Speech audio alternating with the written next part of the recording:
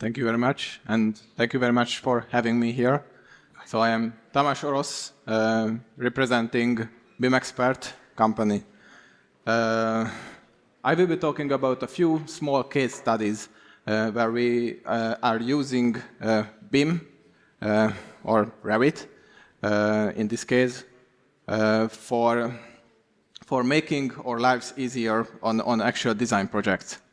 So BIM Expert is a small HVAC and plumbing design company in Hungary, currently with 11 employees. Our main focus is basically very large-scale projects. It's not because we don't want to work on small projects, but because we are exclusively working with BIM workflows, and this is what is given to us. So it's basically, our projects are quite large.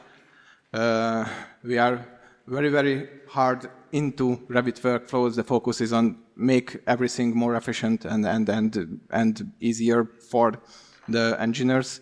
So for this case, we have a high expertise in Revit and in a few other collaboration softwares which are necessary in BIM workflows.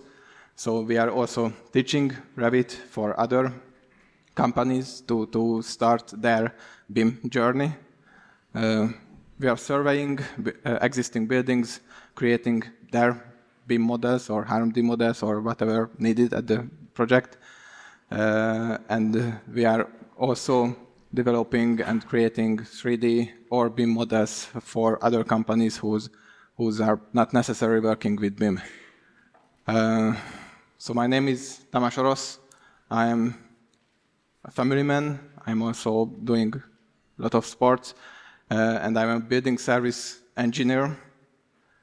Before I founded BIM Expert a few years ago, I was working for a larger Hungarian HVAC and plumbing design company, and I was the project leader of the Puskás Ferenc Stadium, which is the largest Hungarian stadium currently. It just has been finished probably a year ago.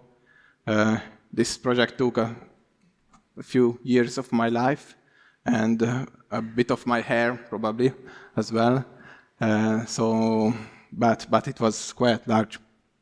Yeah, I am working with Revit since probably 2015, and trying to be better at it and trying to find more efficient workflows. And currently I am the CEO of BIM Expert.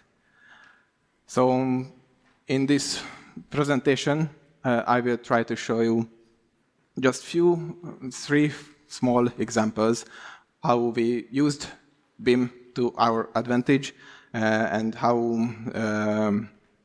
basically how it make our lives easier. So here on this picture you can see a quite large hospital building in 260,000 square meters. So it's pretty big.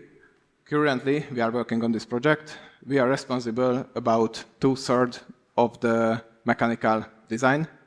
And in this case, I will be showing an example that how we had to group the bill of quantities based on the building section, so how we had to divide it. At the beginning of the project, I asked the project manager team that how they want to create this separation, and they gave me the answer that they want to separately handle the office areas, separately the adult bed and other working areas, and everything else below ground have to be at a third classification in a separate file. And for this reason, we could have go with a few different ways how we handled the separation. It could have been divided into different models or a few other solutions as well. But at the end, we decided to go with a script where everything below ground received a classification of number 3. Everything above ground and left of that line received the number 1, and right of that line received the number 2. And we just had a small Dynamo script which created this result. And just before the delivery, I asked the project manager team again that, is it correct still this division stands? And they said no, they changed it absolutely. So they want separated just the tower, and everything else can go into the other classification. And this was the time when I was really, really happy that we went with the script solution, because I just had to modify 2 small numbers. One is the elevation of the horizontal line, and everything below this line will be number 1, and everything left of the vertical line will be also number 1, and right of that will be number 2. So probably 5 minutes was to solve this problem, even though we had, in this case, the mechanical model is already divided into 3 parts, because there is no computer which could handle this amount of data, multiple hundred thousands of mechanical elements. So it was a very, very quick solution. I will just move forward to the next one. If any of you has worked in Revit extensively or using it on a daily basis, you will know that in many cases, when you try to create duct or pipe layouts, many cases it will fall apart, give you an error. It will not create the system or the layout which you know that it should work, but for some reason it doesn't work. There is a very specific reason for this, basically that Autodesk doesn't give you basically any data how these fittings should be developed. And there are many manufacturers who's try to build their own manufacturing libraries for pipe fittings, and in most cases they just doesn't work, or if they work, it's not possible to switch them to other fittings, or not. It's very, very hard to work with them. For example, if I try to connect a pipe in a slope, it doesn't connect.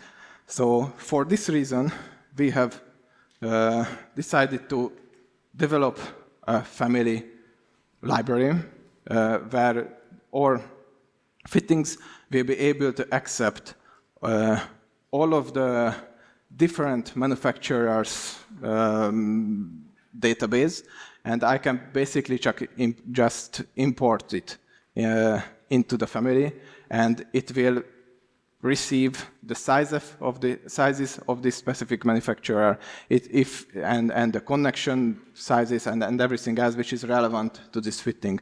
So we decided to not work basically anymore with other manufacturers' libraries. We have created our own, and we can probably less than an hour create a new entire set of library for a new manufacturer. At the beginning of my presentation, I said that small Revit task which made our life easier. In this case, it's probably a lie, because it took us a few hundred hours to develop this library.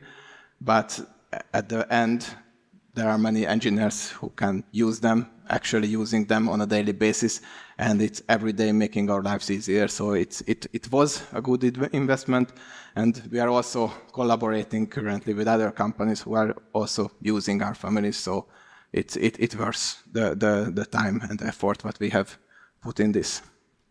For the third small example, it's what I will show you. It's using a coordination model. Of course, this is not a new word in BIM workflows, but it's probably new, at least it was new for us, to use it just specifically for HVAC and plumbing design. On the same project which I just mentioned before, I said, so the disciplines are separated into 3 models. So we had a ventilation and heating and cooling and a plumbing model. And we also created a coordination model for 2 reasons. One is link management. In this case, at a regular project, there are probably an architectural file, a facade file, a structural file, low current and high current models, and many other models can be linked into your project. In our case, this was 22 different links, which was handled in the coordination model and maintained in the coordination model. So we just had to update this coordination model, and then the coordination model was linked into each of our ventilation, heating, cooling, and plumbing models. So this was one reason why we created this coordination model. The other one is space management. If you are using Revit for architects, using the rooms, this is a pretty standard workflow. For HVAC and plumbing designers, I encourage everyone to use them because they are very, very useful features in Revit. We have, in this project, we created the coordination model. We only set up the spaces in this coordination model because there are many, many changes during the execution phase of the project. So we don't have to work on the same task over and over again. We just maintained the spaces in the coordination model. We have uploaded all the necessary airflow data and heating and cooling data into the spaces. So when this model is linked under our actual ventilation and heating cooling models, we can just extract the data and create the documentation there. And in this model, we were able to show the spaces and everything as we wanted. I will not go into detail in space management and anything else. I could talk about this for hours, probably. So if you have any questions, you will be able to ask me right now or just after my presentation. I'm really happy to talk about anything in Revit, basically. But yep, so we use this coordination model for this purpose. And in this case, this is all of my presentation. So thank you very much for your attention. These were just very small tasks, which are basically we are meeting every day in our job. And we have to find efficient and usable solutions for work smarter, not harder. So thank you very much for your attention.